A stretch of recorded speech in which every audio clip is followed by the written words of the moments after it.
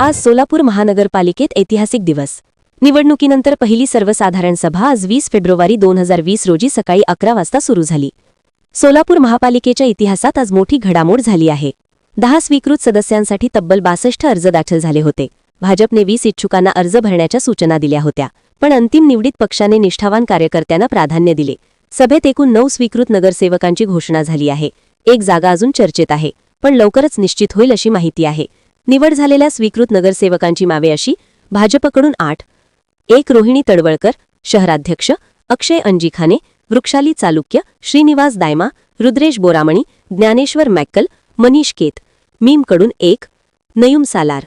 या निवडीमुळे पक्षांतर्गत रस्सीखेच संपुष्टात आली आहे, पण काही ठिकाणी 9 ऐवजी 8 नावे जाहीर झाल्याने गोंधळ उडाला होता. विरोधी पक्षांच्या नगरसेवकांनी यावर प्रश्न उपस्थित केले. ही निवड महापालिकेच्या सत्तास्थापनेसाठी महत्त्वाची ठरली आहे. स्वीकृत सदस्यांच्या माध्यमातून स्थायी समिती आणि इतर समित्यांवरही नियंत्रण मिळवण्याची भाजपची रणनीती आहे. शेवटची एक जागा कुणाला मिळणार, हे आता शहरातील चर्चेचा मुख्य विषय ठरले आहे. पक्षांतर्गत निष्ठावान कार्यकर्त्यांना प्राधान्य देण्याचे धोरण असल्याने आणखी एक नाव लवकरच जाहीर होऊ शकते.